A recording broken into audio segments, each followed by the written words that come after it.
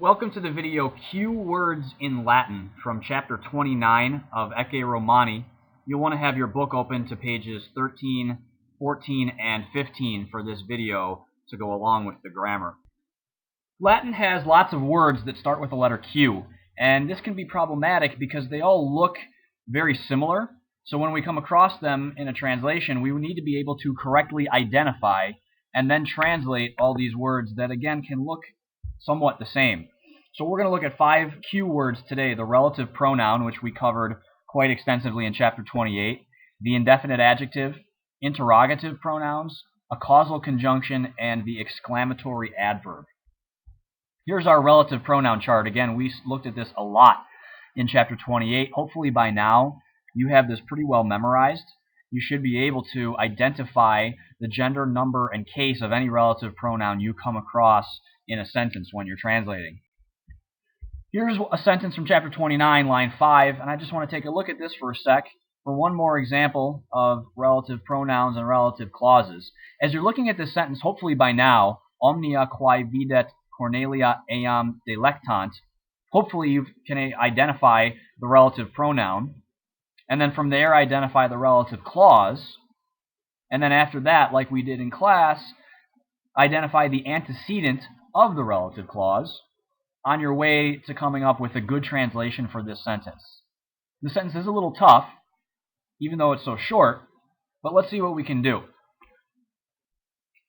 Here's our relative clause, quae videt Cornelia, and the antecedent of that is omnia. So our main clause here, again, omnia eam delectant, relative clause quae videt Cornelia. Omnia is neuter, it's nominative, it's the subject of that main clause, and obviously it's plural. Since omnia is neuter and plural, quae is also neuter and plural, but quae is accusative because its function within that relative clause, it is the direct object of videt. It's what Cornelia sees. So if we wanted to come up with a translation of this sentence, we would say something like, everything which Cornelia sees delights her. Everything is the antecedent of the relative clause. Quae is the direct object inside that relative clause. And then eam is a direct object of delectant. Tricky sentence, but a good one in terms of getting your grammar straight with the relative pronoun. If you still feel like you need a little more work with the relative pronoun, if this example doesn't make a whole lot of sense, check out exercise 28D or 29C and 29D on pages 12 and 13. These are going to give you some more practice getting comfortable with the relative pronoun. We're going to see a lot of it this year in Latin too. So you want to be very comfortable with this before you go on too much further. If you are good, then we'll move on to the next Q word, which is the indefinite adjective. An adjective, obviously, we know modifies a noun, and indefinite should give us some kind of clue. There's nothing definite about it. It's not defined. So our translation is going to be certain, or in the plural, some. And it's very easy to make the indefinite adjective. All we add is dam, the suffix dam, to the end of the relative pronoun. So here's our chart then of an indefinite adjective. Quidam, quaidam, quaddam, cuiusdam, cuiusdam, cuiusdam, cuidam, cuidam, cuidam, quendam, quandam, quaddam, quodam, quaddam, quodam, quidam, quaidam, quaidam, quorundam, quarundam, quorundam, quibusdam, quibusdam, quibusdam, quosdam, quasdam, quaidam, quibusdam, quibusdam, quibusdam. As you're looking at this, hopefully something's sticking out to you. Do you see if you notice it?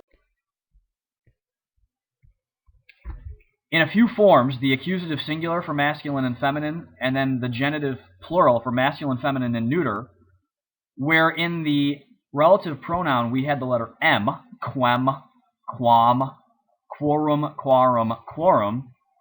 In the indefinite adjective, that M changes to an N.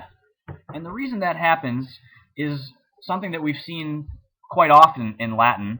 Because Latin likes to be a language that's easy to pronounce and sounds good, trying to say quem dam takes too long. It was too hard for the Romans to say, so they shortened the M to an N, quendam, and then quandam, quorundam, quarundam, quorundam. So be on the lookout for that, where we would see an M in the relative pronoun we get an N in the indefinite adjective.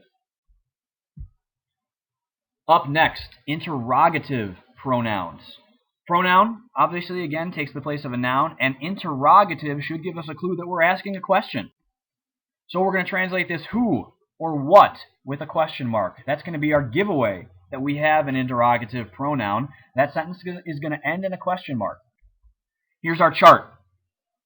And it's quis, quis, quid. So if I want to ask a question, who is doing something, I use quis, whether it's male or female, masculine or feminine. Notice, the masculine and the feminine forms are the same in the singular. There's no differentiation. So that's nice, less to remember. And in the plural for this whole chart is exactly the same as the relative pronoun. So not a whole lot new here. Again, the giveaway, the way that you can tell you're dealing with an interrogative pronoun in a sentence is that sentence is going to end in a question mark. So this means who or what in the neuter. Quid means what.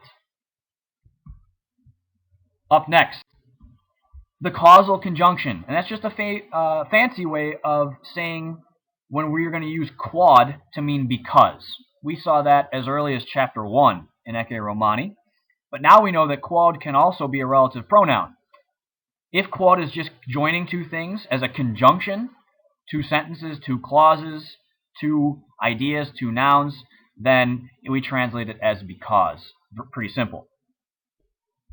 Finally, the exclamatory adverb. We saw this in chapter 28 with the sentence quam negligentes estis, which we translated how careless you are.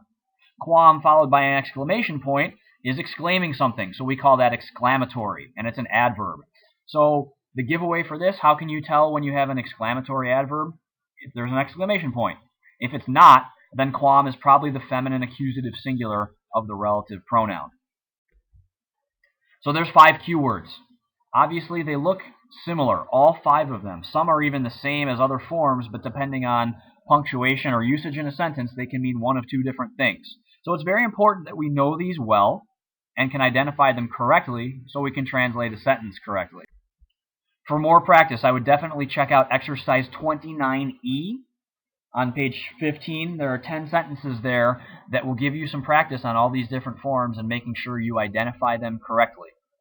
Until then, we'll see you next time. Bye-bye.